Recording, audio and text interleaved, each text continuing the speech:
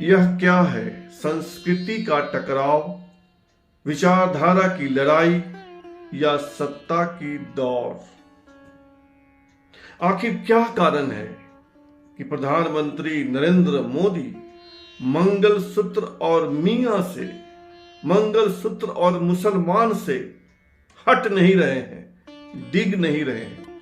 तमाम दुश्वारियों, तमाम अटैक्स के बावजूद मंगलसूत्र और मुसलमान उनकी जिह्वा पर, उनकी जीभ पर चढ़े हुए हैं। आज फिर उन्होंने मुसलमान मंगलसूत्र की रट लगाई।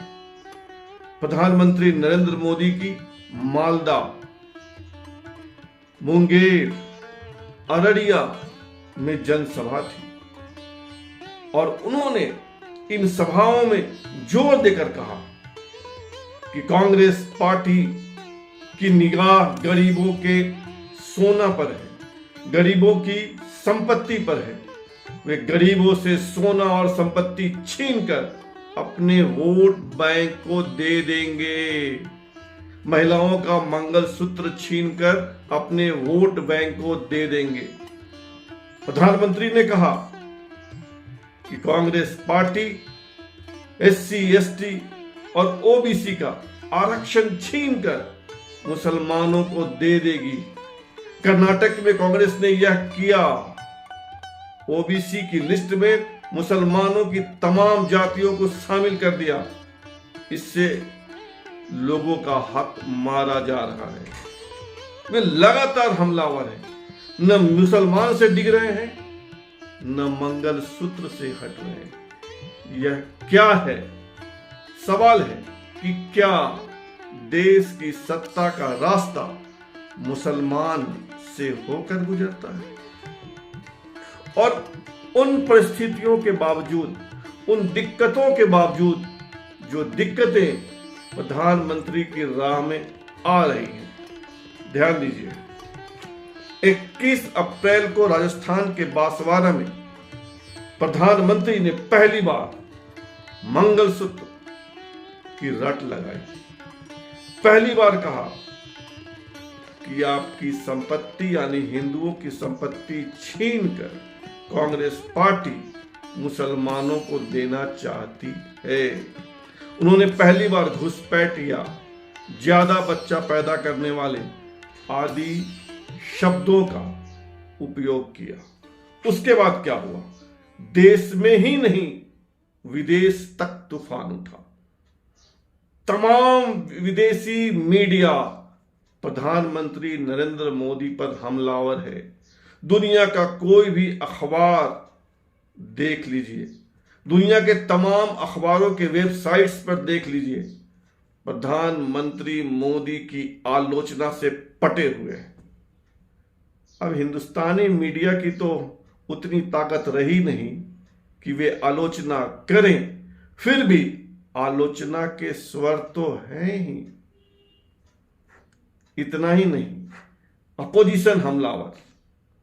कांग्रेस पार्टी ने चुनाव आयोग से शिकायत की, CPM ने चुनाव आयोग से शिकायत की, CPM ने तो पुलिस से भी शिकायत की। तमाम विपक्षी नेता, खासकर इंडी गठबंधन के नेता प्रधानमंत्री पर हमलावर हैं। हरियाणा का एक शख्स जो खुद को सोशल वर्कर बताता है, वह तो थाने पहुंच गया। प्रशांत कुमार नाम है। हिसार के थाने में एक अर्जी लगाई। प्रधानमंत्री पर FIR तो दर्ज नहीं हुआ, लेकिन प्रशांत कुमार के आवेदन को शिकायती पत्र के रूप में ले लिया गया और प्रशांत को शिकायत पत्र मिला ऐसा पुर्जा भी दे दिया गया, पर्चा भी दे दिया गया लिख करके, हाँ आपका शिकायत पत्र मिला। 17,400 लोगों ने एक पिटीशन चुनाव आयोग को भेजा। 17,400। दिल्ली के एक पत्रकार हैं कुर्बान अली, वे पुलिस के पास गए, हजरत निजामुद्दीन थाना में गए, आवेदन दिया, FIR करो। थानेदार ने हाथ जोड़ दिया।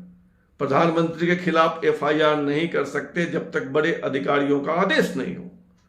कुर्बान अली ने वह आवेदन पुलिस कमिश्नर को दिया, नहीं हुआ FIR।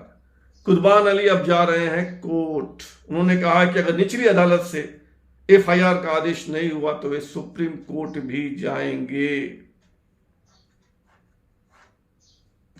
और अंततः EC ने एक नोटिस जारी किया, लेकिन नोटिस प्रधानमंत्री को नहीं दिया गया,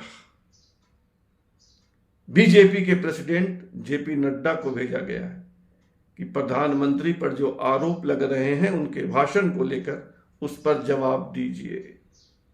नरेंद्र मोदी इस देश के पहले प्रधानमंत्री हैं जिनके भाषण का संज्ञान चुनाव आयोग ने लिया है। इतनी दुश्वारियों के बावजूद आज फिर प्रधानमंत्री मंगलसूत्र, मुसलमान, घुसपैठिया तो आज नहीं कहा उन्होंने, लेकिन कांग्रेस का वोट बैंक दोहराया। क्या इस देश की सत्ता मुसलमान के रास्ते मिलती है? सवाल नंबर 1। सवाल नंबर 2, क्या यह दो विचारधाराओं की लड़ाई है? सवाल नंबर 3, क्या यह दो संस्कृतियों का टकराव है? आप क्या सोचते हैं? कमेंट बॉक्स में बताइए। धन्यवाद।